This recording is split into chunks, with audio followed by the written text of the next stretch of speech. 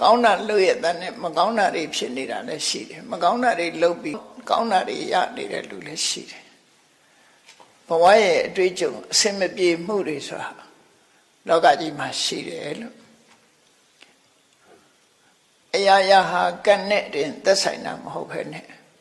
ဘဝဝင်ချင်းအခြေအနေရရနဲ့လည်းသက်ဆိုင်တယ်လို့ပြောမှာကောင်းလဲကံမကောင်းလဲကံလို့ကံတရားကိုရွတ်စွနေခြင်းဟာနေရာတိုင်းမှာတော့မမှန်ဘူးပေါ့မမှန်တတ်ဘူးအဲ့ဒါလို့ကံတရားကိုရွတ်စွနေခြင်းကြောင့်ကံတရားပေါ်မှာကောင်းတာလုပ်ရတဲ့နဲ့ကောင်းတာမဖြစ်ဘူးမကောင်းတာတွေဖြစ်ရင်ကံတရားပေါ်မှာယုံကြည်မှုလျော့ပါသွားတယ်မကောင်းတာတွေလုပ်ပြီးကောင်းတာတွေတွေ့ပြီးတော့လည်းပဲကံတရားပေါ်မှာယုံကြည်မှုတွေလျော့ပါသွား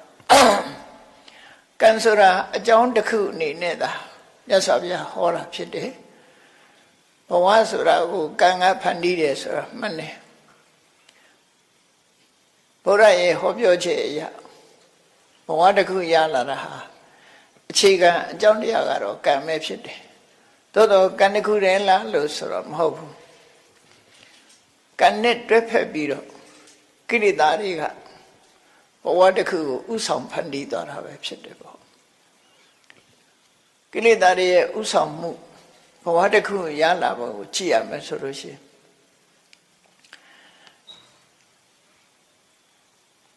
လူတယောက်ဟာကောင်းတာလည်းလုပ်တယ်မကောင်းတာလည်းလုပ်တယ်အဲ့ဒါတို့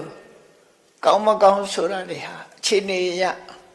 လူတွေဟာမိမိတို့စိတ်ထဲမှာဖြစ်ပေါ်တဲ့အနေအထားတစ်ခုပေါ်မှာမူတည်ပြီးတော့ကောင်းတာလည်းလုပ်တယ်မကောင်းတာလည်းလုပ်တယ်အဲ့လိုလုပ်တဲ့အခါမှာကိုယ့်ရဲ့ရင်ထဲနှလုံးထဲမှာကောင်းတာတွေလည်း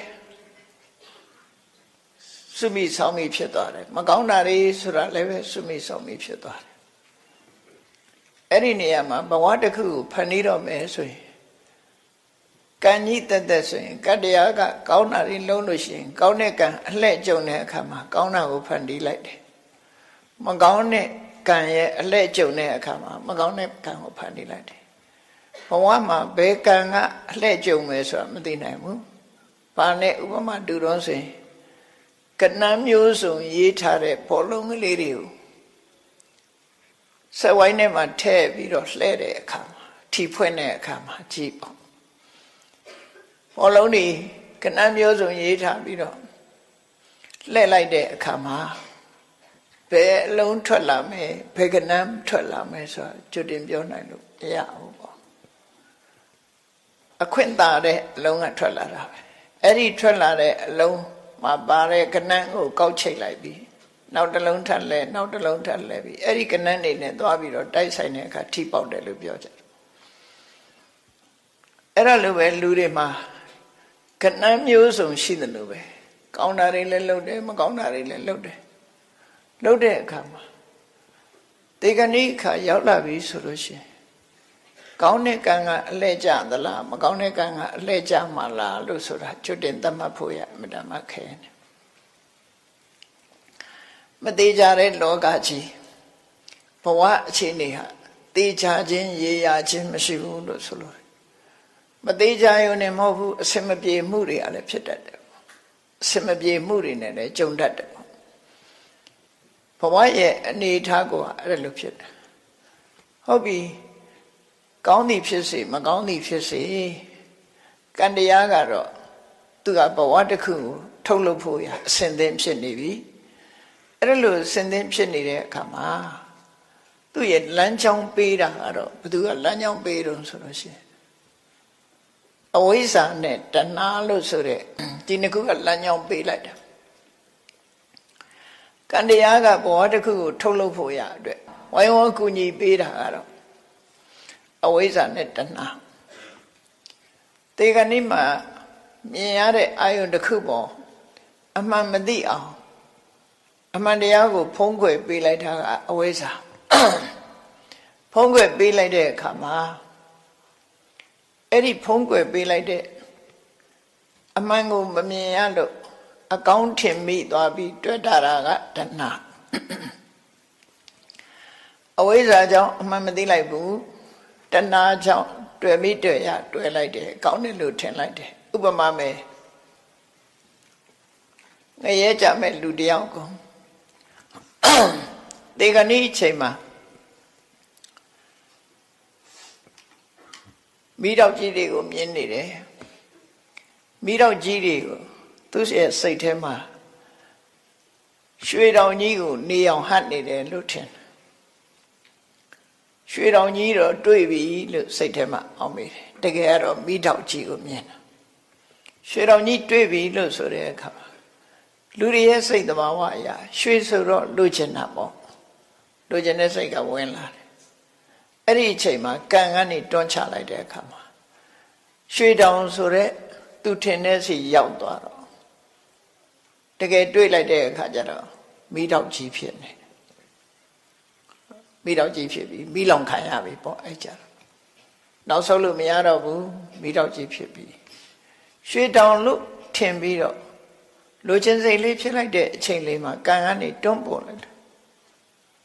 အဲ့တော့ငရဲမိတဲ့ငရဲမိငရဲတဲ့ကြပြီးငရဲမိလောင်ကျွမ်းမှုကိုခံနေရတယ်ပေါ့ဒီလိုဆိုလို့တယ်ပေါ့နော်အဝိဇ္ဇာကအမှန်တရားကိုဖုံးလွှမ်းနေဆိုတာမိထောက်နဲ့ရွှေရောင်ကစင်စင်တူတာကိုတူတော့သူကမိထောက်ဆိုတဲ့သဘာဝကို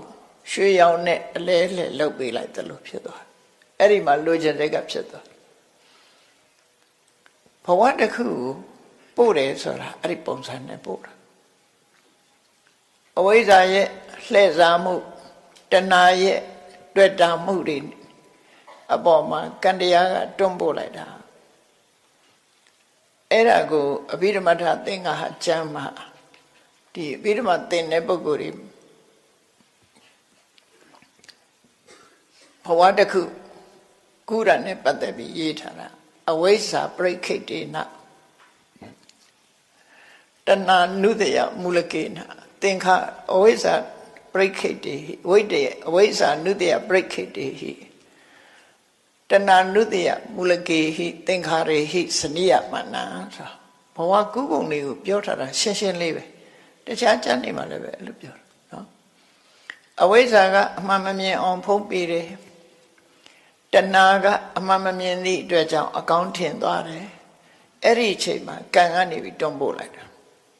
ရောက်သွားရောဘဝတစ်ခုတည်းလို့ဆိုလို့ကောင်းတဲ့ဘုံဘဝကြတော့လည်းပဲဒီကောင်းတာတွေလွှမ်းမိုးလာတဲ့အခါကြတော့လည်းပဲဒီဘဝဆိုတာဘယ်ဘဝမှမကောင်းဘူးအကောင်းထင်တာကိုကလည်းပဲဆိုးလို့ပဲပြောမှာဒါကတော့မကောင်းတာကိုအကောင်းထင်နတ်ပြည်ရောက်မဲ့ပုဂ္ဂိုလ်ကြတော့နန်းနန်းပုံမိမ့်မှကြီးတွေမျက်စိထဲမှာသေအပ်မှုအချိန်မှာတွေ့မြင်လာတယ်အဲ့ဒီတွေ့မြင်လာတဲ့အချိန်မှာတဏှာကြောင့်စိတ်ကအဲ့ဒီဘက်ကိုညွတ်သွားတယ်ညွတ်သွားလိုက်တဲ့အချိန်လေးမှာကံကနေတွန်းပို့လိုက်တော့ပုံမိမ့်မှကြီးတွေရောက်သွားတယ်ဒါကတော့အကောင်းလို့ပြောကုသိုလ်ကံရဲ့လွှမ်းမိုးမှုဟာဒီလိုကောင်းတဲ့ဘက်ကိုပို့ပေးလိုက်သို့တော့အကောင်းလို့ပို့လိုက်ပေမဲ့လို့မင်းနောက်ထပ်အဲ့ဒီကောင်းမေ့ဆိုတဲ့ဘုံရောက်ပြီးတော့ကောင်းတာတွေကိုမစွန့်နိုင်မခွာရက်ဖြစ်ပြီးနောက်တစ်ခါသေအောင်တော်လို့ဆိုတဲ့သဘောမျိုးနဲ့ပို့လိုက်တဲ့သဘောပဲဖြစ်တယ်သေရအောင်မှတော့သေကြတယ်နတ်တွေကြတော့ကောင်းတာတွေနဲ့ရွေတွေ့တဲ့အခါကျတော့မခွဲခြင်းမခွာခြင်းနဲ့မခွဲခြင်းမဲနဲ့ခွဲရတယ်ဆိုတယ်ပိယေဟိ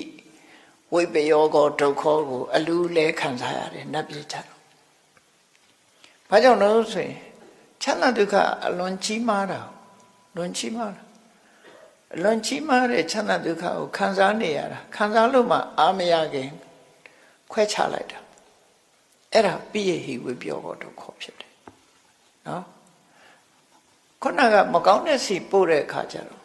မကောင်းမှန်းသိအောင်တော့အပိယေဟိတံပြောကောဒုက္ခမကြိုက်တာတွေနဲ့တွန်းပို့ခံရဒီသဘောတွေဟာကံနဲ့ကိလေသာပေါင်းစပ်ပြီးတော့ဘဝတစ်ခုဖန်တီးနေတယ်ဆိုတာမြတ်ဗုဒ္ဓရဲ့အဆုံးအမမှာအဲ့ဒါလိုသဘောပေါက်အဲ့ဒါဘယ်သူနဲ့ပတ်သက်လဲလို့ဆိုရင်ဘယ်သူမပြုတ်မိမိမှု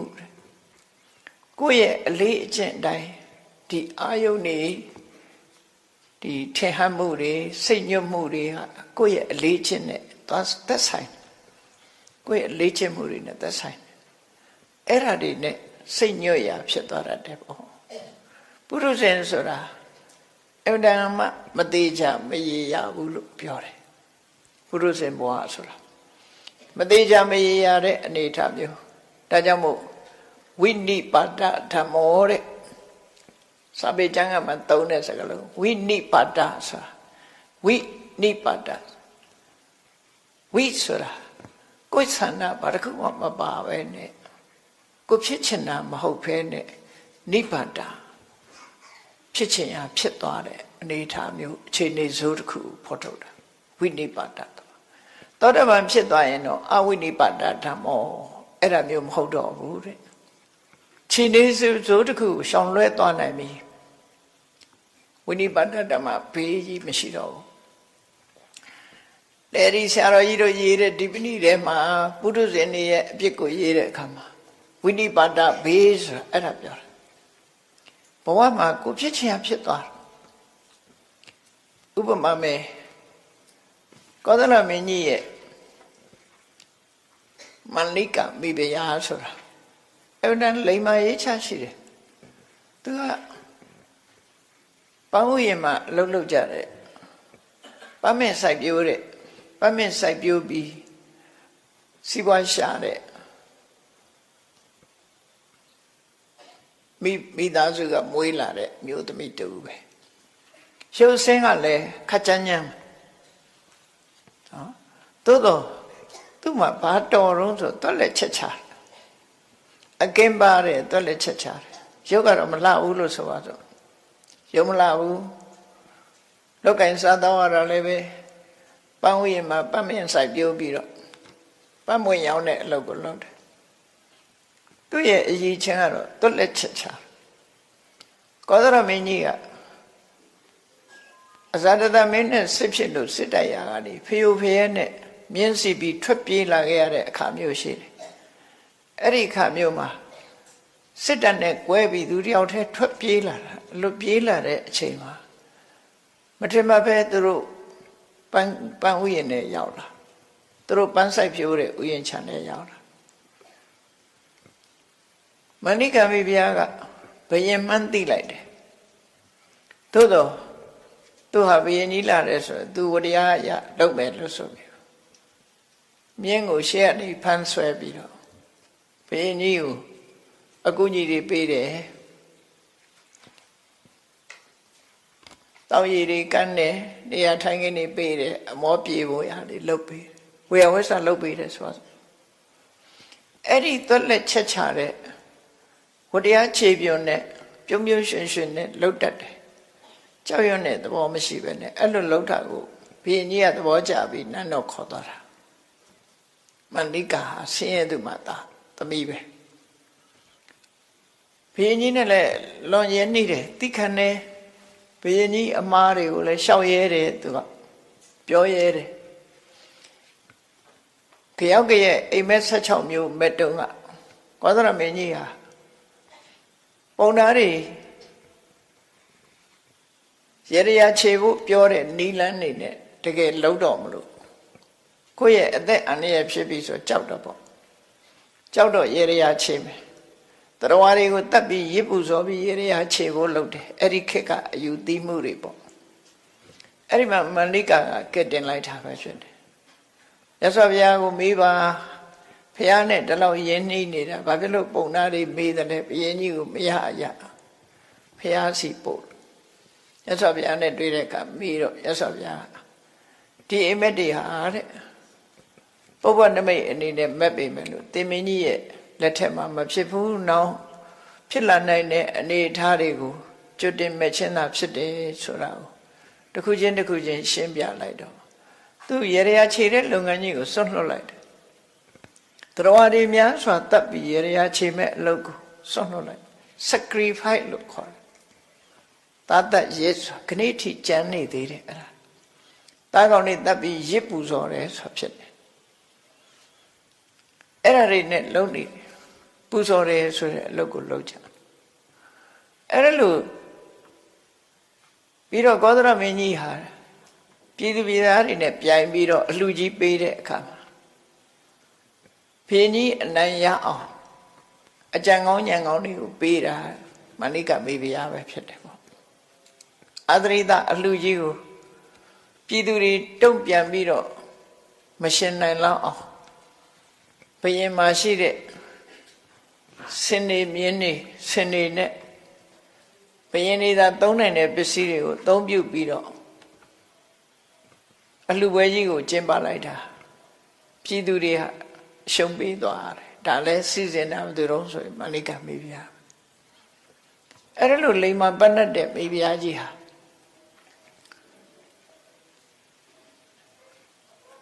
အမှားတစ်ခုသူကျွလွင့်မှုပြီးတော့ဘုရင်ကြီးကိုလှည့်စားခဲ့တယ်အဲ့ဒါအတွက်သူကယူကြုံမရစိတ်မကောင်းဖြစ်ပြီးတည်သွားတဲ့အခါကျတော့အဲ့ဒါကြီးကစိတ်ကိုလွှမ်းမိုးနေတယ်အဲ့ဒီနှလုံးမသားရမှုလို့ဆိုတဲ့သူကသူအရှက်ရတဲ့အလုပ်ကိစ္စကြီးတစ်ခုကိုသူလုံးမိတာအကြောင်းမို့လို့နောင်တကြီးစွာရပြီးအဲ့ဒီစိတ်နဲ့ပဲတည်ဆုံးသွားတဲ့အခါမှာစိတ်နှလုံးကဒီမရှင်လန်းမနဲ့တည်သွားတဲ့အခါမှာအဝိဇ္ဇငရဲကျသွားသေးတယ်သို့တော့သူလုပ်တဲ့အကုသိုလ်ဟာပရိသေကျိုးပေးဖို့အခွင့်သာသွားပြီမဲ့လို့သူ့ရဲ့အရှိန်ဝါကတိတ်ပြီးတော့မချီဘူးကောင်းတာတွေလှုပ်ထားတဲ့အရှိန်ဝါတွေကအများကြီးဒါကြောင့်မို့ကုသိုလ်ကံတွေကနောက်ကျသွားသည့်အတွက်ကြောင့်အဲ့ဒီအကုသိုလ်ရဲ့လွှမ်းမိုးမှုကြောင့်သူဝိဇ္ဇငရဲကျသွားတယ်သို့တော့လူအသက်လူအကြီးအတွက်နဲ့တွက်လိုက်ရင်တပတ်ဖယ်ကြတယ်တပတ်လဲပြည့်ရောကံဆိုတာအရှိန်ကုန်သွားရင်သူ့လုပ်ငန်းပြီးသွားတာပဲလေသူအရှိန်ကုန်သွားတာနဲ့တပြိုင်နက်ကုသိုလ်ကံတွေကအခွင့်ရလာပြီအခွင့်ရလာပြီးဆွတ်တင်သွားတယ်တာဝရိန္ဒနတ်ပြည်ရောက်သွားတယ်သူဆိုနော်အဲ့တော့ဘဝတစ်ခုအခုလို့စုံကြီးဆန်းကြီးဖြစ်နေတာအစဉ်ပြေတာရှိသလိုအစဉ်မပြေတာတွေလည်းရှိတယ်ဘဝမှာဘယ်သူမှသာဝရအစဉ်ပြေနေတာလို့မရှိဘူးမြတ်စွာဘုရားတောင်မှအစဉ်မပြေတဲ့အခါရှိတယ်ဆွမ်းမစားရတဲ့အခါရှိတယ်မကောင်းတဲ့အစားအစာတွေနဲ့မြတ်တာနေရတဲ့အခါမျိုးရှိတယ်လူတို့ရဲ့ကြီးညိုလေးစားမှုကြိုးစုံမှုကိုခံရတဲ့အခါရှိသလိုကြုံတဲ့လူတွေရဲ့ဆဲရေးတိုင်းထွာမှုချင်းချောက်ခံရမှုဆိုတာတွေလည်းပဲကြုံရတာမြတ်စွာဘုရားကိုယ်တိုင်ကိုပဲအစင်မပြေမှုတွေနဲ့ဘဝမှာကြုံတွေ့ရအဲ့ဒီအစင်မပြေမှုတွေဟာဘဝကပေးတဲ့ဖန်တီးတဲ့ဒုက္ခတွေသာဖြစ်လို့ဘာနဲ့ဖြတ်ကျော်တော့ဆိုတိခဏချင်းခွင့်လွှတ်ခြင်းနဲ့ပဲဖြတ်ကျော်တခါတော့ကမြတ်စွာဘုရားမိန့်ကြားခဲ့တဲ့စကားလေးဟာဘုန်းကြီးတို့တွေမှတ်သားပြီးတော့လိုက်နာစရာကောင်းတာ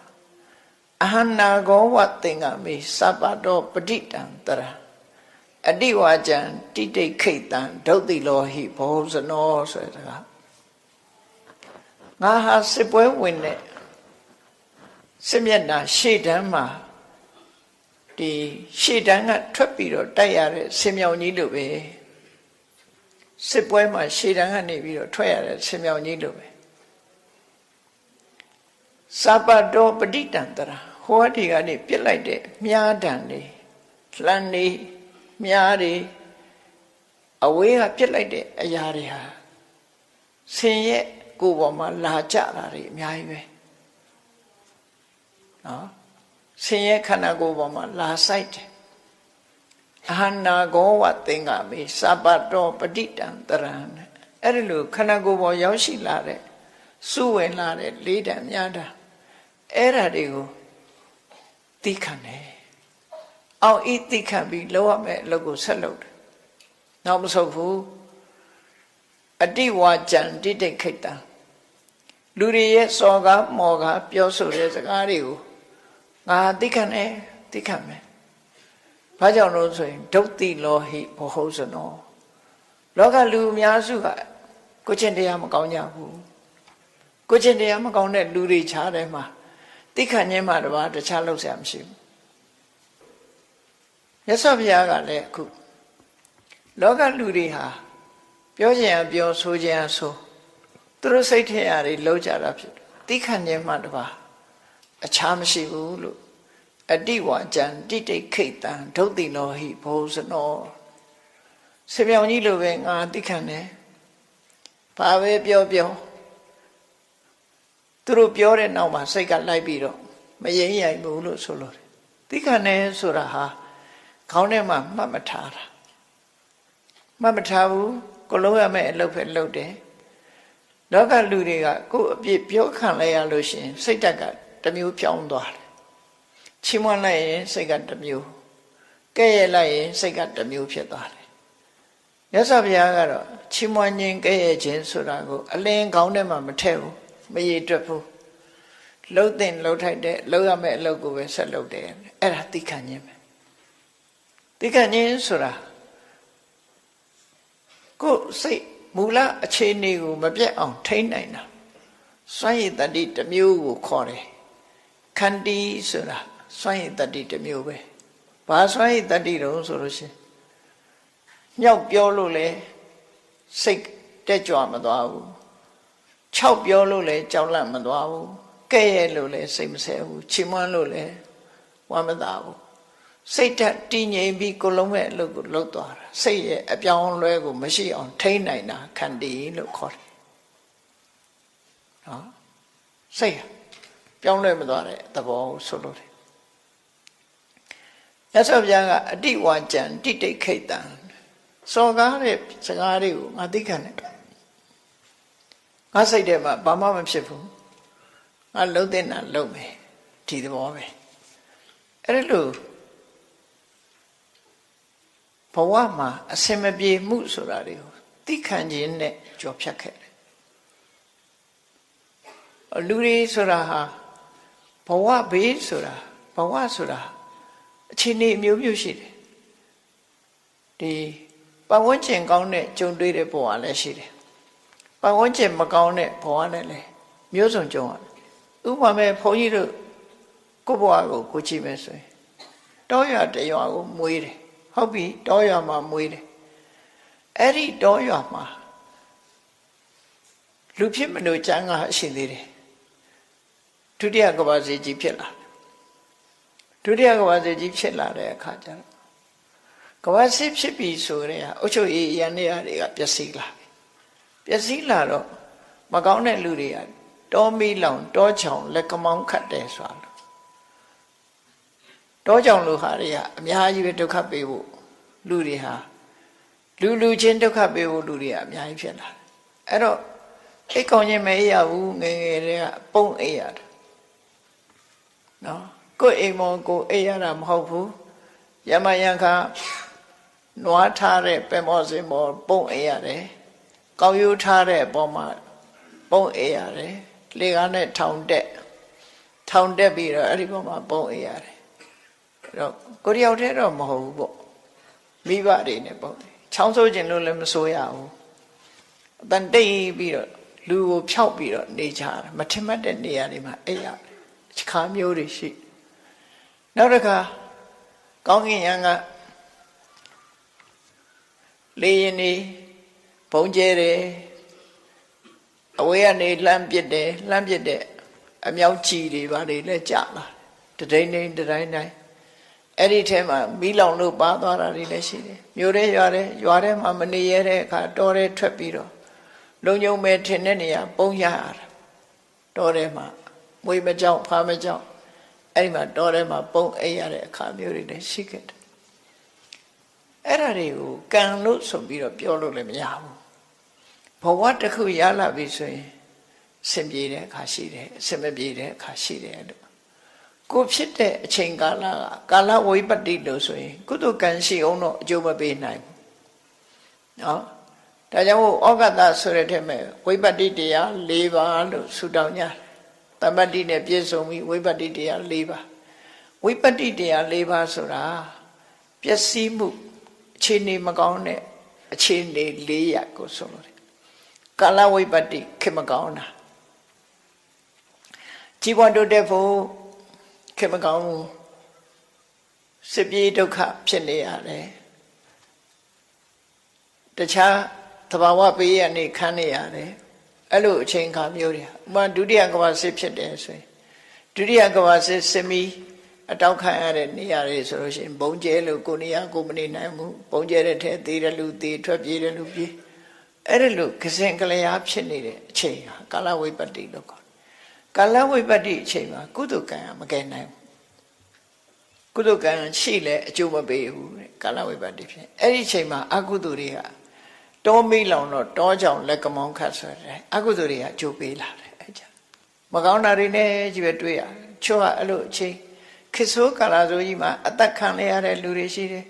ဘဝဆုံးရှုံးသွားတဲ့လူတွေရှိတယ်အများကြီးပဲကာလဝိပတ္တိလို့ခေါ်တယ်နောက်တစ်ခုကတော့ဥပတိဝိပတ္တိရုပ်ဆင်းပြည့်ယွင်းနေတယ်မျက်စိကန်းနေတယ်သို့မဟုတ်ခြေထောက်ကျိုးနေတယ်ဘဝမှာမပြည့်မစုံတစ်ခုဖြစ်လာတယ်ဆိုရင်ဥပတိဝိပတ္တိလို့သူဟာဘယင်းသားဖြစ်ပေမဲ့လို့မျက်စိတစ်ဖက်ကန်းနေရင်မင်းမဖြစ်တော့ဒီလိုဆိုလိုတာပေါ့နော်လက်ကျိုးခြေကျိုးဖြစ်နေလေသူ့ကိုဘယ်သူမှမင်းမမြောက်တော့ဘူးအဲ့ဒါဥပတိဝိပတ္တိဘယင်းသားဖြစ်နေပေမဲ့လို့ကံတရားကဘယင်းဖြစ်အောင်လုပ်မပေးနိုင်တော့ကုသကံလုပ်မပေးနိုင်တော့ဥပတိဝိပတ္တိရုပ်ဆင်းအင်္ဂါရဲ့ချိုးယွင်းပျက်စီးမှုအဲ့လိုဆိုတယ်ဂတိဝိပတ္တိဆိုတာကြတော့မကောင်းတဲ့ဂတိကိုရောက်ဥပမာလောကမှာဖျားပွင့်နေတယ်ဖျားပွင့်နေတဲ့ချိန်မှာလူတယောက်ဟာဖျားနဲ့ဝေးတရားတဲ့ဝေးတဲ့နေရာမှာရောက်နေတယ်အတိညာဏ်ဘယ်လိုပဲရှိတရားသာမကြားရလို့သောတာပန်မဖြစ်နိုင်တဲ့လူတွေအများကြီးဖြစ်သွားတရားဓုမရတဲ့ပုဂ္ဂိုလ်တွေဖြစ်သွားဂတိဝိပတ္တိလို့ဆိုတဲ့တရိစ္ဆာန်ဘဝပြိတ္တာဘဝအတူတကယ်နားမရှိတဲ့နားချဖို့ရုပ်မရှိတဲ့အရုပပြမဘုံတို့ရောက်နေတယ်ဆိုရင်ဘုရားပွင့်ပြီးတရားဟောနေတာသူ့အတွက်တော့ဘာမှအကျိုးခံစားမှုမရဘူးအဲ့ဒါမျိုးကိုဂတိဝိပတ္တိလို့ခေါ်တယ်ဩဃတထဲမှာပါတယ်ရပ်ဖြစ်၈ပါးဆိုဂတိဝိပတ္တိတွေဖြစ်တယ်ရပ်ဖြစ်၈ပါးအရပ်ဖြစ်ရဖြစ်တဲ့အခြေအနေတစ်ခုဟာအခွင့်အရေးမသာတဲ့တရားဓုမရနိုင်တဲ့အသိဉာဏ်မဖြစ်နိုင်တဲ့ဘဝမျိုးတွေလို့ဆိုလို့တယ်ပေါ့နောက်တစ်ခုကတော့ပယောဂဝိပတ္တိလို့ခေါ်တယ်ပယောဂဆိုတာလုံလဝိရိယကိုပြောတာလုံလဝိရိယလှုပ်တင်ရတဲ့နဲ့မလှုပ်ဘူးဆိုပါတော့မိဘလည်းပစ္စည်းတတ်နိုင်တယ်ကြောင်းကောင်းကောင်းလည်းထားတယ်စာကြိုးစားပြီးတော့မသိဘူးကြောင်းကြီးပဲလစ်နေတယ်ဆိုတဲ့လူကပွဲလည်းမရဘူးစာလည်းမတတ်ဘူးနော်ပယောဂဝိပတ္တိလှုပ်တင်လှုပ်ထိုက်တာတွေမလှုပ်ဘူးဆိုလို့ရှိရင်ကိုယ့်ရဲ့လုံလဝိရိယချုံငဲ့သွားလို့ရှိရင်အောင်မြင်ကြီးပွားမှုတွေချုံငဲ့သွားတယ်အဲ့ဒါကိုဝိပတ္တိ၄ပါးလို့ဝိပတ္တိတရား၄ပါးမှာလွတ်ခဲ့ရပါလို့ဤလို့ဆုတောင်းနေတာကိုယ်တိုင်လုပ်ရမယ့်အလုပ်ကိုလုပ်ဖို့လိုတယ်ပေါ့ဒါတွေဟာကုသကံအကျိုးမပေးနိုင်မနဲ့အကုသကံဟာသာအကျိုးပေးသွားနိုင်တဲ့အနေအထားမျိုးတွေအဲ့တော့ဂတိဝိပတ္တိဆိုတဲ့မကောင်းတဲ့ဂတိမရောက်ဖို့ဥပရိဝိပတ္တိဆိုတဲ့ကိုယ်ကာယရုပ်ဆင်းအင်္ဂါချိုးရမှုကာလဝိပတ္တိဆိုတဲ့အချိန်စိုးနဲ့မကြုံရမှုအဲ့ဒါတွေကတော့ဆူတောင်းတယ်ဆိုတာတဘာဝကြသေးတယ်ပယောဂဝိပတ္တိဆိုတာတော့ကိုလုံးဝမဟာလောက်ကိုလုံးဝမှာသူကဆူတောင်းနေရမယ့်ဟာတော့မဟုတ်ဘူးဘဝတစ်ခုရလာရင်ကြိုးစားအထောက်မှာလို့ဆိုလို့တယ်ဝိပတ္တိရှိတယ်လို့တမ္ပတ္တိကလည်းအဲ့ဒါနဲ့ပြောင်းပြန်ကြည့်ရမှာဝိပတ္တိဆိုတဲ့စကားလုံးကိုတမ္ပတ္တိဆိုတဲ့စကားလုံးနဲ့လဲလိုက်ရုံပဲကာလတမ္ပတ္တိအချိန်ကောင်းအခါကောင်းဂတိတမ္ပတ္တိဘဝကောင်းဥပရိတမ္ပတ္တိရုပ်ဆင်းအင်္ဂါလှပတယ်နော်ရုပ်ဆင်းအင်္ဂါလှပလို့ရှိရင်သူကကောင်းစားနိုင်တယ်ပေါ့ပယောဂတမ္ပတ္တိကြိုးစားအထောက်မှုတွေနဲ့ပြည့်စုံတယ်ကောင်းစားနိုင်အဲ့တော့တမ္ပတ္တိတရား၄ပါးနဲ့ပြည့်စုံလို့ရှိရင်ကုသိုလ်ကအကျိုးပေးတယ်တမ္ပတ္တိ၄ပါးနဲ့ပြည့်စုံနေတဲ့ပုဂ္ဂိုလ်အကုသိုလ်သူကအကုသိုလ်ကိုတားထားနိုင်တယ်လို့ဒီလိုဆိုလို့တယ်အဲ့တော့လောကမှာဘဝမှာအစဉ်ပြေမှုမပြေမှုဆိုတဲ့နေရာမှာ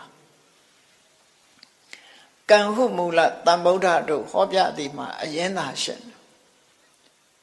မန္တိဆရာတော်ကြီးကမကားတွေဝါမှာရေးထားတာကံလို့ဟောတာဟာတဲ့အကြောင်းရင်းတစ်ခုအနေနဲ့ပြောတာပါတဲ့ဥစ္စာဘောကပညာရဖို့အတွက်ကြတော့လုံလဝိရိယနဲ့သက်ဆိုင်တယ်အသိပညာနဲ့သက်ဆိုင်တယ်လူတယောက်ကြီးပွားဖို့ကြတော့ကံနဲ့ကြီးပဲမဆိုင်ဘူးတဲ့ပညာနဲ့လုံလဝိရိယနဲ့ကြိုးစားအထောက်အောင်ဒါကြောင့်မို့ပညာသင်ကြရတယ်တတ်ထားတဲ့ပညာနဲ့ကြိုးစားအထောက်ကြရတယ်ဟောအဲ့ဒါလို့လုပ်လို့ရှိရင်ဘဝမှာကြီးပွားတိုးတက်တယ်ဆိုတာဒါမှန်ကန်သို့တော့ဘဝမှာခုနလိုအခြေအနေရဘဝရဲ့အခြေအနေတွေကအမျိုးစုံပဲခေကောင်းတာရှိတယ်ခေမကောင်းတာရှိတယ်အနေထားကောင်းတာရှိတယ်အနေထားမကောင်းတာရှိတယ်ရုပ်အစဉ်ပြည့်ရွံ့တာရှိတယ်ရုပ်အစဉ်ပြည့်စုံတာရှိတယ်လုံလဝိရိယနဲ့ပြည့်စုံတာရှိတယ်လုံလဝိရိယချိုးယွင်းတာရှိတယ်ဆိုတဲ့တမ္ပတိဝိပတိဆိုတဲ့အခြေအနေတွေဟာဘဝမှာဖန်တီးနေတဲ့အရာမျိုးတွေဖြစ်လာတယ်တခြားဘာသာတွေတချို့ဘာသာတွေကြတော့ဘာပဲဖြစ်ဖြစ်ဘုရားသခင်ရဲ့အလိုတော်ချဆိုတဲ့အောက်မှာဝင်ပြီးတော့ရက်လိုက်ကြတာခြေနေကောင်းလဲဘုရားသခင်အလိုတော်ချခြေနေမကောင်းလဲဘုရားသခင်ရဲ့အလိုတော်ချအသက်ရှင်လဲဘုရားသခင်အလိုတော်ရှိတယ်တည်သွားရင်လဲဘုရားသခင်ကအလိုတော်ရှိတယ်အဲ့ဒီတစ်ခုတည်းနဲ့ပဲဖြည့်ရှင်းတယ်မြတ်ဗုဒ္ဓရဲ့ဆုံးမမှာတော့အဲ့ဒါကိုအကြောင်းတစ်ခုအနေနဲ့ထည့်ပြီးမဖြည့်ရှင်းဘူးကံနဲ့တမ္ပတိဝိပတိဆိုတဲ့အခြေအနေတွေနဲ့သာဖြည့်ရှင်းတာဖြစ်တယ်ပေါ့လူတွေနဲ့သက်ဆိုင်ပြီးလူတွေလုံးလို့ရတယ်လို့သူတို့ဆိုလို့တယ်ကျင့်တတ်เสียကောင်းတာဘာတော့ဆိုရင်ကိုယ့်ကိုတယောက်ယောက်ကလာပြီးတော့ဖန်တီးကြကိုခန်းနေရတယ်ဆိုတဲ့ဘဝဟာကျင့်တတ်เสียတော့မကောင်းကိုအားကိုပြီးကိုကြိုက်တဲ့ပုံစံကိုလုံးလို့ရတယ်ဆိုတာကျင့်တတ်တယ်ခဏခေတ်မှာဘာသာတရားတွေကိုစွန့်ပယ်ပြီး free thinker ဆိုပြီးတော့လုပ်နေကြတာရှင်းလေကိုဘဝကိုဖန်တီးတာပဲတခါကလေးလူငယ်လူရွယ်တွေနဲ့တွေ့တဲ့အခါသူပြောတယ်သူက free thinker အေးဟုတ်တယ် free thinker ဆိုတာမင်းဒါဟာဘုရားဘာသာဟာလေ free thinker ပဲပေါ့ဘာလဲမှဆက်ဆက်တွေးတာမဟုတ်ဘူးကိုလို့ရင်ကိုရတယ်ကိုမလို့ရင်မရဘူးကိုနဲ့ပဲပတ်သက်တယ်တခြားအဟံဓာတ်တွေနဲ့ဆက်ဆက်ပြီးတွေးတာမရှိဘူးမြတ်စွာဘုရားရဲ့အဆုံးအမဆိုတာဟာလည်းပဲလှုပ်တဲ့လှုပ်ထိုက်တာနဲ့မလှုပ်တဲ့မလှုပ်ထိုက်တာဒီနှစ်ခုပဲပြောတာကျန်တာကိုလုံးအမှားတွေရှိပဲကောအဲ့တော့ free thinker ဆိုတာတကယ်ပြောလိုက်မယ်ဆိုလို့ရှိရင်ဘုရားဘာသာတွေဟာ free thinker တွေပဲဘာကြောင့်လဲဆိုရင် God ဆိုတဲ့ creator ကြီးနဲ့ဆက်ဆက်ပြီးတော့ဘဝကိုတွေးတောတာမဟုတ်ဘူးကိုယ်အသိကိုယ်လုံလဝိရိယနဲ့လက်တွေ့အခြေအနေတစ်ခုနဲ့ဆက်ဆက်ပြီးတော့ကိုယ်ဘဝကိုဖန်တီးတာဖြစ်တယ်ဘုရားရဲ့အဆုံးအမကိုယူထားပြီးတော့ကိုယ့်ဘဝကိုဖန်တီးကြတာဖြစ်လို့ free thinker လို့သူတို့ပြောနော် free thinker တကယ်ကိုလွတ်လပ်တဲ့အတွေးခေါ်တွေနဲ့တွေးခေါ်တယ်တချို့ကတော့ free ဆိုတာကိုတမျိုးအထိပ်ပဲယူကောင်းယူလိုက်မယ်ကိုလှုပ်ချင်အောင်လှုပ်တယ်ပြောချင်အောင်ပြောတယ်ဆိုတာ free လို့ထင်တယ်လှုပ်ချင်အောင်လှုပ်တယ်ပြောချင်အောင်ပြောတယ်ဆိုတာဟာတော့အနည်းရရှိတယ်ပေါ့လှုပ်တဲ့နာလှုပ်မှပြောတဲ့နာပြောမှလှုပ်တဲ့နဲ့မလှုပ်တဲ့မှုဆိုတာကိုယ့်အကိုတွေးတော့ဆင်ခြင်ရမှာဖြစ်တယ်ကိုယ့်အကိုသိရမှာဖြစ်တယ်အဲ့ဒါထိအောင်မသိဘူး free ဆိုတာတော့အယူပဲပေါ့ကောင်းတာအဆိုးတာကိုမသိတော့ဘူး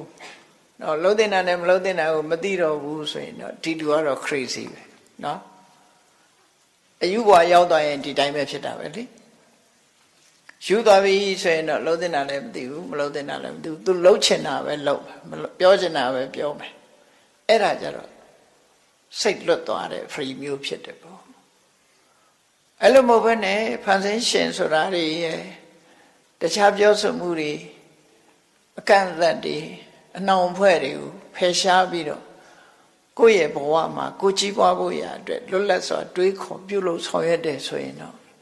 မှန်ကန်တဲ့တွေးခေါ်မှုလမ်းကြောင်းနဲ့သွားတယ်ဆိုရင်တော့ဒါဗုဒ္ဓဘာသာရဲ့တွေးခေါ်ပဲလို့အဲ့တော့ဒီကနေ့ဒီဘဝအခြေအနေဤအစင်မပြေမှုများဆိုတာလေးကိုမြတ်စွာဘုရားရဲ့ဒေသနာတော်မှာကြည့်မြတ်စွာဘုရားဟောထားတယ်လောကလူတွေဟာကိုယ်ကအကောင်းလုပ်တယ်သို့တော့မကောင်းတာတွေနဲ့တွေ့ချင်းတွေ့နေကိုယ်ကမကောင်းတာတွေလုပ်တယ်သို့တော့ကောင်းတာတွေနဲ့တွေ့ချင်းတွေ့နေခဏခေတ်မှလည်းပဲလူတွေရဲ့အမြင်မှာဒီလူကတော့ကောင်းတယ်ဒါပေမဲ့ तू မကောင်းတာတွေဖြစ်ချင်းဖြစ်တယ်ဟာဒီလူကတော့ဆိုးတယ်ဒါပေမဲ့ तू ကကောင်းစားခြင်းကောင်းစားနေတယ်အဲ့လိုအခြေအနေမျိုးတွေဟာဘဝအခြေအနေတစ်ခုရဲ့အစင်မပြေမှုများတွေပဲဖြစ်တယ်ပေါ့အဲ့ဒီအစင်မပြေမှုတွေနဲ့ပတ်သက်ပြီးတော့မြတ်စွာဘုရားကဘယ်လိုရှင်းပြလဲ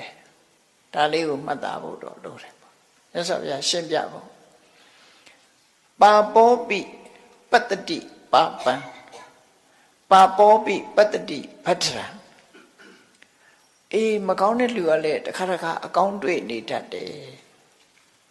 ပါပောပိလူယုံမှာပင်ဖြစ်ပါစေပတ္တိဗတ္ထရံအကောင်းနဲ့ကြုံတွေ့ရတယ်ဘယ်အခါမျိုးလို့ဆိုရင်ယာဝပပနပစ္စတိသူ့ရဲ့ဆိုးဝါးတဲ့လောက်ရတွေအကျိုးမပေးသေးဘူးဆိုရင်တဲ့အရာခတ်သိမ်းဟာသူကဘယ်အရာပဲဖြစ်ဖြစ်ခုလို့ခုဖြစ်တာမဟုတ်ဘူးငရုတ်သီးတာအခုစားအခုဆက်တယ်ကံကြတော့အခုရေတွင်တူးရင်အခုရေကြီးတောက်အောင်မှာမဟုတ်ဘူးနော်တစ်ပင်ကအခုဆိုင်အခုသီးမှာမဟုတ်ဘူးကံဆိုတာလည်းပဲအဲ့တိုင်းပဲငရုတ်သီးလို့အခုလို့အခုဆက်မဲ့ဆိုရင်ဘယ်သူမှမလုပ်ရဲပါဘူးနော်ငရုတ်သီးကတော့အခုစားအခုဆက်မှသိချတယ်စက်တဲ့ငရုတ်သီးပေါ့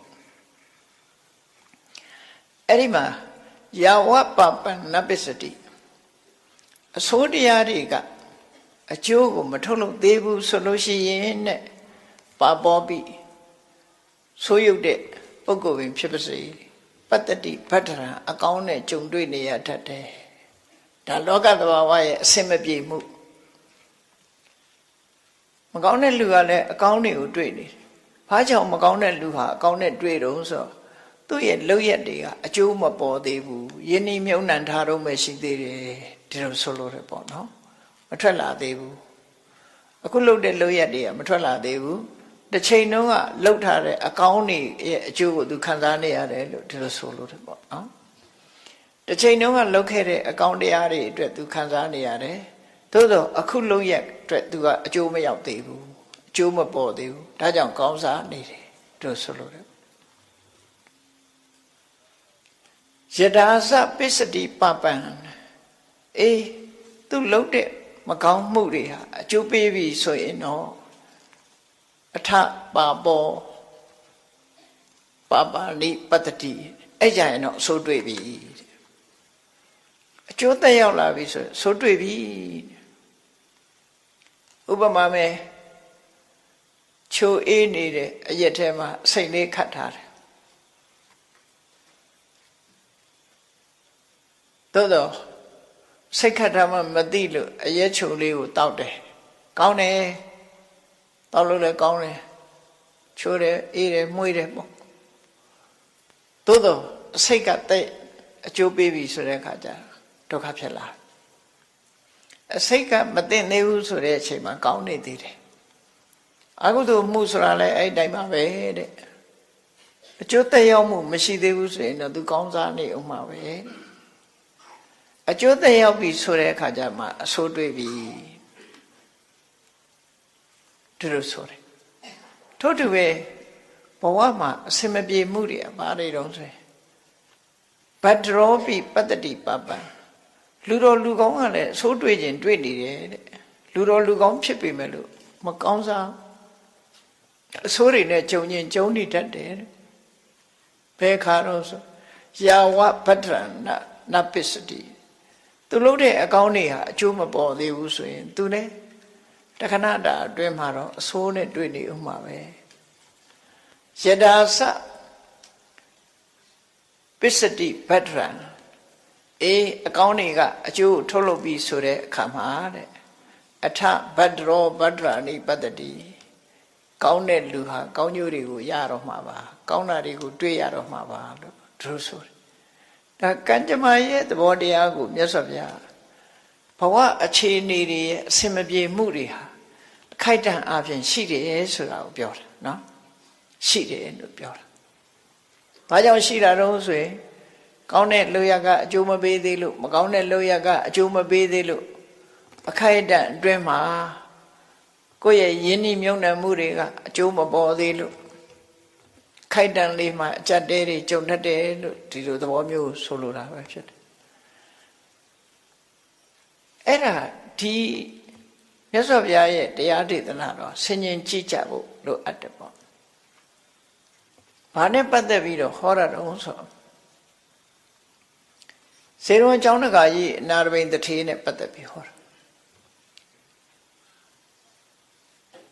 စေရွန်ကျောင်းတကာကြီးက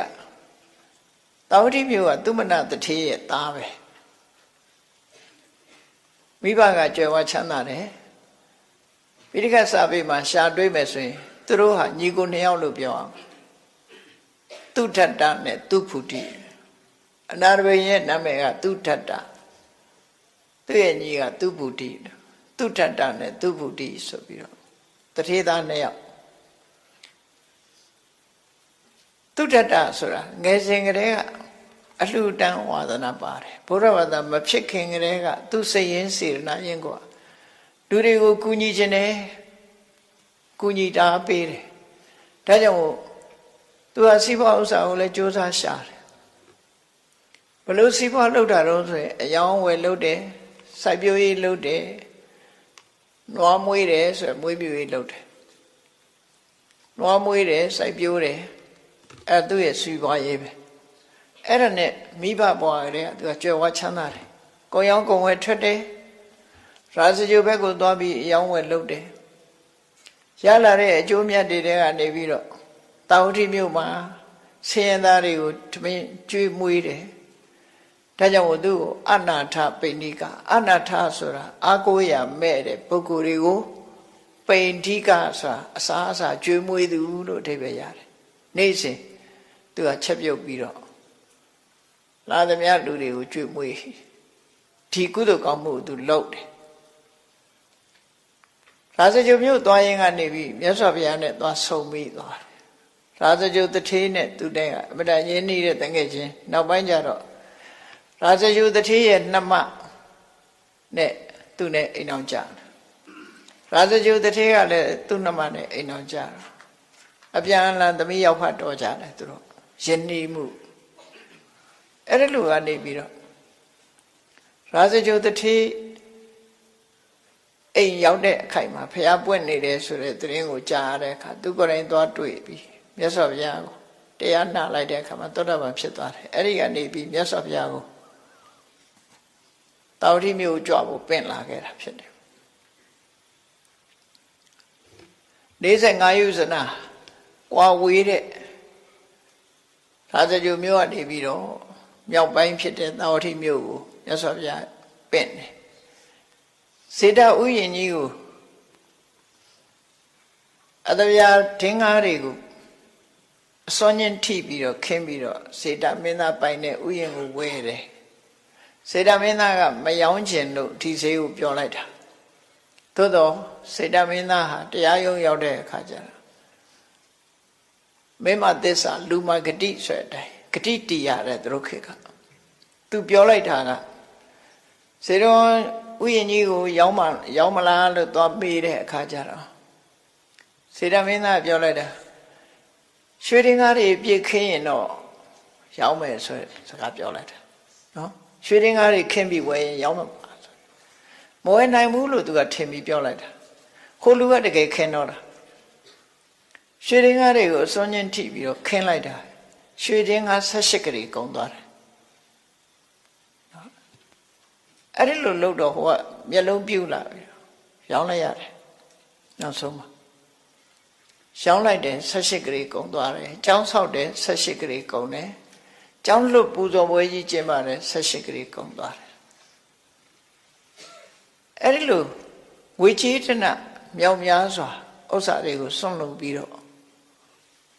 နာရဝိတ္တထေကြီးဟာရဲရောနဲ့ဒါနကောင်းမှုတွေကိုလုပ်တယ်မြတ်စွာဘုရားစေတော်ကျောင်းမှာတရင်သုံးတဲ့အချိန်ဆိုလို့ရှိရင်တနေ့ကို3ခေါက်ကျောင်းရောက်တယ်မနေ့သွားရင်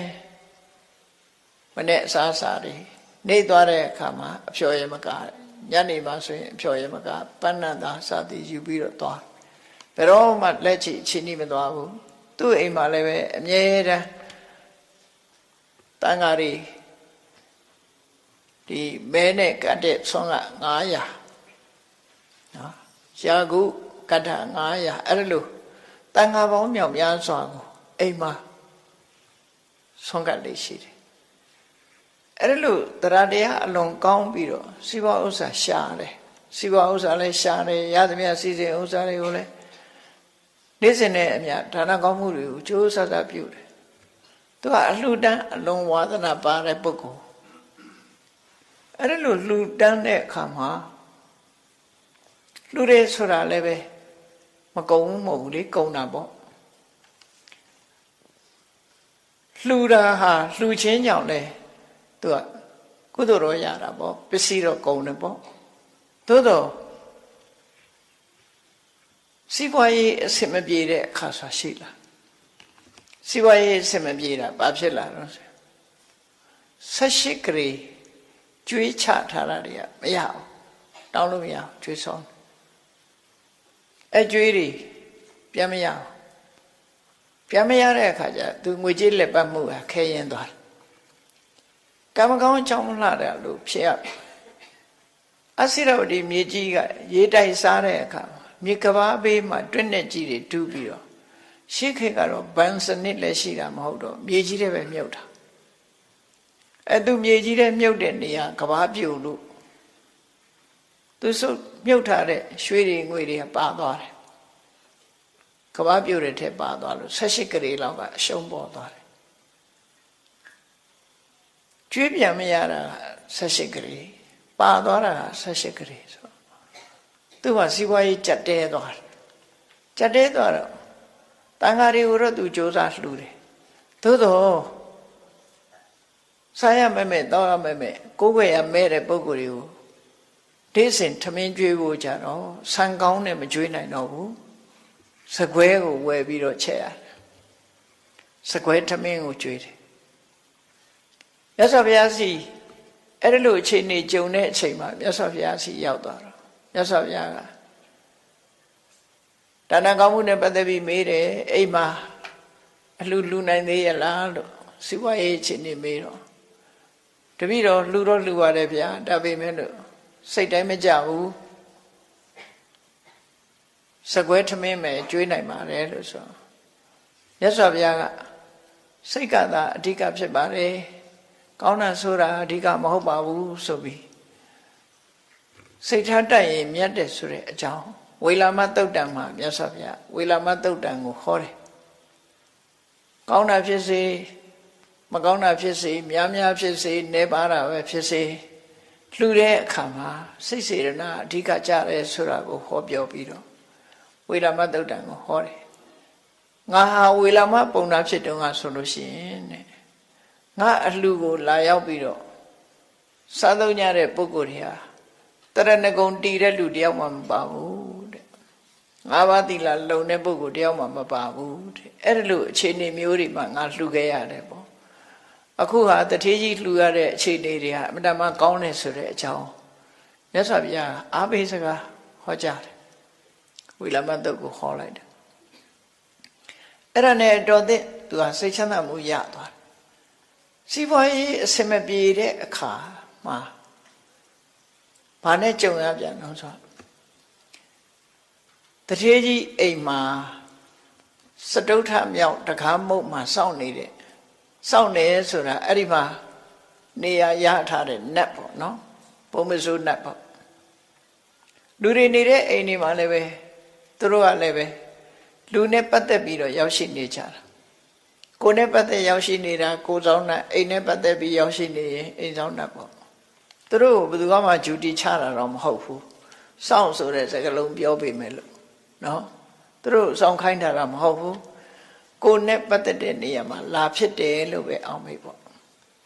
ကိုယ်အိမ်နေမှာအိမ်မြောင်နေပါလေလာမနေကြဘူးလားနေတာပဲအိမ်မြောင်တို့ပင့်ကူတို့ဆွဲကောင်းနေတာသူရောက်ရင်ရောက်လာတာပဲလေအဲ့ဒါလိုပဲမမြင်ရတဲ့တရားတွေလည်းပဲကိုယ်နဲ့ပတ်သက်ပြီးရောက်နေတာတွေရှိတယ်ပေါ့သူတို့လည်းသူတို့ဘဝနဲ့သူတို့ရောက်လာကြကိုယ်နဲ့ပတ်သက်ဆက်ဆက်နေကြအနာရဝိတ္တိကြီးအိမ်မှာသူဆက်ဆက်ပြီးတော့နေတဲ့နတ်ကသူလည်းသားရိသမီးတွေနဲ့ပဲလူတွေလိုပဲသားငယ်သမီးငယ်တွေနဲ့အဲ့ဒီတကားမုတ်မှာသူနေစရာပုံပိတ်မှန်နဲ့သူနေတယ်လို့ဆိုတယ်အဲ့ဒီနာရဝိတ္တိကြီးဆင်းရဲဒုက္ခရောက်သွားတဲ့အချိန်လေးမှာသူကဒီအချိန်တော့ဒါသူပြောလို့ရမယ့်အချိန်ပဲနာရဝိတ္တိကြီးအိမ်ကိုတန်ဃာတွေကြွကြွလာတဲ့အခါမှာသူကသူ့နေရာသူမနေနိုင်ဘူးဆင်းဆင်းပေးနေရတယ်တိလားရှိတဲ့ယဟန်တန်ဃာတွေကြွလာတဲ့အခါမှာသူ့နေရာသူမနေနိုင်ဘူးဆင်းဆင်းပြီးတော့ပေးရတယ်အဲ့ဒါကိုသူမလုပ်ချင်စိတ်ပြက်တယ်အိတ်ကောင်းခြင်းမအေးရနေကောင်းခြင်းမနေရဖြစ်တယ်လာပြန်ပြီတကြတပါးကြွလာဆင်းပေးရဗျာအဲ့ဒါမလုပ်ချင်သူစိတ်ပြက်တယ်နာရဝိတ္တိကြီးကိုလည်းပြောမှသူမပြောရဲဘူးနာရဝိတ္တိကြီးဆင်းရဲသွားပြီဆိုတဲ့အချိန်မှာသူကဒါအကွက်ကောင်းမယ်ဆိုပြီးညတကောင်ကျော်နာရဝိတ္တိကြီးအိပ်ရပဲကိုရောင်ကိုဝါနဲ့ရောက်လာတယ်ကိုရင်ပြတယ်သောတပန်ပုဂ္ဂိုလ်ဆိုတော့သူကအရှိန်ဝါရှိတယ်ပေါ့ဘယ်သူလဲလို့မေးတော့တကားဆောင်စရုထတကားမုံမှာဆောင်တဲ့နတ်ပါဘာကိစ္စလာတာလဲဆိုတထေးကြီးကိုဩဝါဒပေးမလို့လာတာတဲ့ကဲဘာဩဝါဒတော့ပြောအောင်လို့ဆိုတထေးကြီးကတဲ့လှူလွန်အားကြီးလို့ဆင်းရဲသွားပြီမဟုတ်လားတဲ့ကျောင်းဆောက်တုန်းကလည်း18ကလေးကုန်းတယ်မြေဝယ်တာလည်း18ကလေးကုန်းတယ်ကျောင်းလွတ်ပူဇော်ပွဲကြီးကလည်း18ကလေးကုန်းတယ်အဲ့ဒီလိုဂရေပေါင်းမြောက်များစွာသုံးချပြီးတော့အခုလည်းပဲလှူလိုက်တန်းလိုက်လုံနေတာအဲ့ဒါကြောင့်မလို့စိဘဥစ္စာတွေယောပါပြီးတော့ဆင်းရဲလာတယ်ပေါ့ဒါကြောင့်မို့လို့အလှူတန်းကိုလျှော့ပါစိဘရေးကိုကြိုးစားလုပ်ပါအလှူတန်းကိုလျှော့ပါဆိုပြီးတော့ပြောတော့နာရဝိတ္တိကအော်ဒါမင်းရဲ့ဩဝါဒလားဟုတ်ပါတယ်မင်းတို့နတ်မျိုးတွေရာထောင်မကငါလာပြောလဲငါပစ္စည်းငါလှူတာငါလုံးဝမမှုဘူးအဲ့ဒီတော့ငါကိုငါရဲ့အလှပွဲကိုစောစောကားကပြောတဲ့ပုဂ္ဂိုလ်အလှပြက်အောင်ဖြစ်တာဖြစ်တော့ကြောင့်မင်းငါအိမ်မှာမနေနဲ့ထွက်သွားလိုက်ခုခေတ်ကျတော့အရှင်ကြီးစားတော့ခေါ်ပါတောက်တော့ခေါ်ပါလို့ဟိုကနတ်တောင်မောင်းထုတ်လိုက်သေးတယ်နော်နတ်တောင်မောင်းထုတ်လိုက်သေးတယ်အဲ့လိုမောင်းထုတ်လိုက်တော့သူအိမ်မနေနဲ့ဆိုပိုင်ဆိုင်တာသူပိုင်တာကိုသူလည်းပိုင်ဆိုင်တဲ့နယ်မြေတွေမနေနဲ့ဆိုမနေရတော့ထွက်သွားတဲ့အခါမှာသားရိသမီးတွေလက်ဆွဲပြီးတော့ဟိုနားလည်းနေကြမရှိဒီနားလည်းနေကြပိုင်ဆိုင်မှုတွေရှိနေတာကိုသူတို့လောကမှာလည်း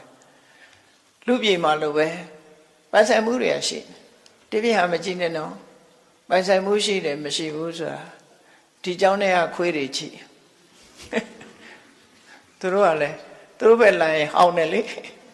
သူကလည်းသူ့နယ်လေးတွေနဲ့သူသတ်မှတ်နေကြတာသူတို့ဘယ်သူမှပိုင်စားပိတ်တာမဟုတ်ဘူးเจ้าလည်းကတ်နေကြတာချင်းတူတူပဲ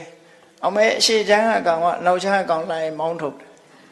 အနောက်ချမ်းကကောင်လည်းအရှိချမ်းကောင်မောင်းထုတ်တောင်ချမ်းကကောင်လည်းမောင်းထုတ်အဲ့ဒါအော်ထုတ်တာပဲမောင်းထုတ်တာသူ့နေရာနဲ့သူပိုင်စိုးနေကြတာအဲ့တော့တိရစ္ဆာန်တွေတောင်အဲ့လိုပိုင်စိုးတယ်ဆိုဘုံကံရှိတဲ့နတ်တွေလည်းပဲဒီလိုပဲသူကလည်းသူပိုင်တာရှိမှာပေါ့နော်အဲ့တော့နေကြမရှိတဲ့အခါကျတော့မျိုးဆောင်နတ်စီသွားချင်းကတ်တယ်မျိုးဆောင်နတ်စီသွားချင်းကတ်တော့မျိုးဆောင်နတ်ကမင်းလှုပ်တာလွန်တယ်တဲ့ငါလည်းမပြောရဲဘူးတဲ့ဆိုတော့နမင်းကြီး၄ပါးစီသွားနမင်းကြီး၄ပါးလည်းမင်းလှုပ်ထားတာလွန်တယ်ငါလည်းမပြောရဲဘူးတရားမင်းကြီးသွားပြောတော့တရားမင်းကြီးကလည်းငါလည်းပြောလို့မရဘူးတဲ့အဲ့တော့ငါအကြံတစ်ခုတော့ပေးမယ်အဲ့တထေးကြီးမှာဆုံးနေတဲ့ငွေကြေး18ကလေးရှိတယ် အဲ့ဒါကိုတထေးကြီးရဲ့လူယုံတော်ဗန္ဒာဒိန်အသွင်ယူပြီးတော့ဆုံးနေတဲ့ဟာတွေအကုန်လိုက်ရှာလိုက်ပြီးတော့ပြန်တောင်းတယ်မင်းအဲ့ရွှေတွေငွေတွေရအောင်ပြန်လုပ်တယ်သူဆုံးနေတဲ့ဆက်ရှိကလေးကိုပြန်ရအောင်လုပ်ရေထဲမှာမျောပါသွားတဲ့သူမြုပ်နှံထားတဲ့ငွေတွေနဲ့မင်းအစွမ်းတတ္တိနဲ့ပြန်ရအောင်အကုန်လုပ်တယ်ပိုင်ရှင်မဲ့ဆက်ရှိကလေးလည်းရှိတယ်တဲ့အဲ့ဒီပိုင်ရှင်မဲ့ဆက်ရှိကလေးကိုလည်းပဲမင်းရအောင်လုပ်ပြီးတော့သူ့ရဲ့ဗန္ဒာကိုယ်တော်နေတဲ့ထည့်ပေးလိုက်လို့အဲ့ဒီလိုထည့်ပေးပြီးတော့သူဟာမိုက်မဲမိလို့အပြစ်ဒဏ်ကိုထမ်းရွက်ပြီးပါပြီသူမှားမိတာကိုသိခံခွင့်လွတ်ပါနေပြရစေပါလို့သူခွင့်တောင်းတယ်အဲ့ဒါဆိုရင်တော့မင်းကြည်အေးလိမ့်မယ်ပေါ့နော်အဲ့ကြည်အေးလိမ့်မယ်ဆိုတော့တရားမင်းကြီးကြံပေးတဲ့အတိုင်းပဲသူကဆုံးနေတဲ့ငွေတွေအကုန်လုံးရအောင်လုပ်တယ်ရေထဲပါသွားတဲ့ကဘာပြိုတဲ့ထဲပါသွားတာတွေကိုလည်းသူအစွမ်းတကူနဲ့ရအောင်လုပ်ပြီးတော့ကိုတော်နဲ့ထည့်ပေးတယ်နောက်တစ်ခါပိုင်ရှင်မဲ့တွေဆက်ရှိကလေးကိုလည်းယူပြီးတော့ထည့်ပြီးတော့တထေးကြီးကပြန်ပြီးတော့ကိုတော်လေးရတနာတိုက်တွေကပြန်ပြီးတော့ပြေးသွားတယ်အဲ့ဒီနေညမှာသွားပြီးတော့တထေးကြီးစီသွားခွင့်ပန်းနေခွင့်တောင်းနေပေါ့သူဟာဆင်းရဲဒုက္ခရောက်နေတဲ့အကြောင်းဒါကြောင့်မလို့သူ့ကိုနေခွင့်ပြုပါလို့အဲ့ဒီမှာတန်လဲထမ်းပြီးပြီးသူ့ကိုနေခွင့်ပြုပါဆိုတထေးကြီးကခွင့်ပြုလိုက်ပြီးသူ့ကိုမြတ်စွာဘုရားအကြောင်းကိုလိုက်ခဲ့ဖို့ခေါ်သွားတယ်ခေါ်သွားပြီးမြတ်စွာဘုရားကိုကြိုးကြောင်လျှောက်တယ်လျှောက်တဲ့အခါမှာမြတ်စွာဘုရားခုနဟာကိုခေါ်တာဖြစ်တယ်နော်ပါဘောပိပတ္တိဗတ္တရံယာဝပပံနာပစ္စတိယရာစပစ္စတိပပံအထပါဘောပပါဏိပတ္တိမကောင်းတဲ့လူတွေဟာမကောင်းတာတွေကမကောင်းတဲ့လူပင်ဖြစ်မကောင်းတဲ့လူတွေဟာမကောင်းတာကအကျိုးမပေးသေးဘူးဆိုရင်အကောင်းတွေ့နေတတ်သေးတယ်တဲ့မကောင်းတာတွေကအကျိုးပေးပြီဆိုရင်တော့မကောင်းတာပဲတွေ့ရလိမ့်မယ်